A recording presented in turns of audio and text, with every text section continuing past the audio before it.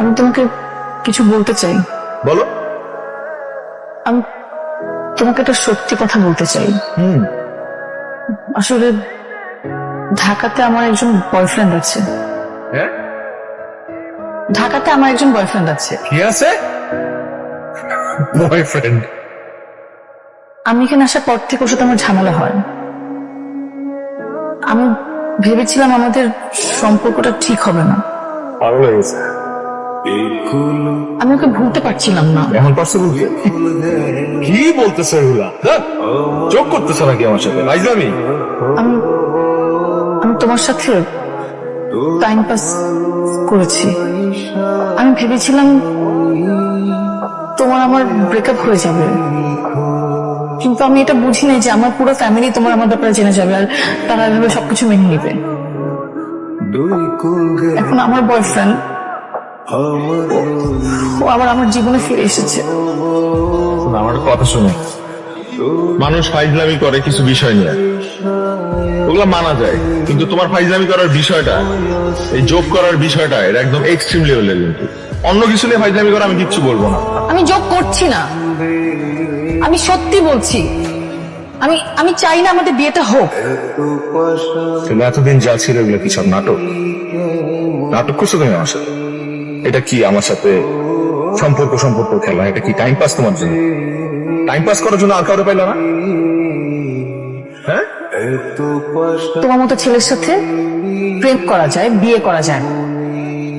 তাহলে দিনের পর দিন বিয়ে পর এটা করবো, বিয়ে পর ওইটা করবো, এইসব প্ল্যান কে করছো? তুমিই তো করছো। আশ্চর্য, এগুলো কি?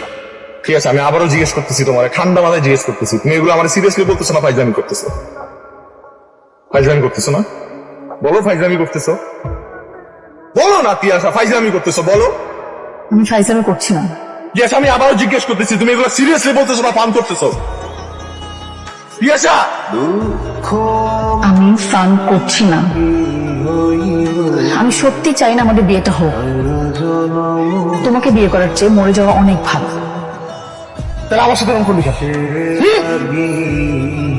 আমার সাথে কেন? কি ক্ষতি করছিলাম আমি তোর? কি ক্ষতি করছিলাম আমি তো তোর কাছে আসি নাই। তুই আমার কাছে আসছিস, তুই আসছিস আমার কাছে। কথা অবস্থাকে কথা বল, উত্তর দে। ওই কন্দস কেন?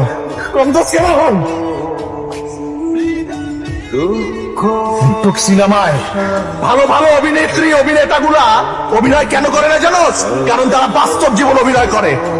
তোর মতো অভিনেত্রীরা বাস্তব জীবন অভিনয় করে জীবন শেষ করে দেয় আমার মতো ছেলেদের। বাপ রে গিয়ে বল যা যে তুই বিয়ে করবি না, আর এটাও বলিস যে তুই কত বড় একটা অমানুষ। আমার বাবার কিছু বলতে পারবো না, আমার বাবা আমাকে মেরে ফেলবে। তোমার পায়ে ধরি, তুমি আমাদের বিয়েটা আটকাও। আমি চাই না তোমার সাথে আমার বিয়ে না হোক। তুই কি মনে হয় আমি ডাস্টবিনের ময়লা? আজ পর্যন্ত এত বড় ধাক্কা খাওয়ার পর এই প্রথম আমার মাথা ক্র্যাক হয় নাই।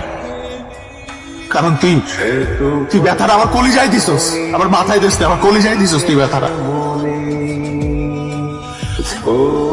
আমি তোর বাপরে গিয়ে বলতেছি যে আমি তোর বিয়ে করবো না। আমি বলবো তোর বাপ, আর দেখ আমার দিকে তাকা, এই চেহারাটা তুই জীবন আর দেখবি না। কারণ আমি এই শহর ছেড়ে চলে যেতেছি, কোনো অভিশাপ জীবন আর দোষটা পুরোপুরি আমার ছিল। আমি একটা ফাউ যে তোর মতো একটা মেরে ভালোবাসছি।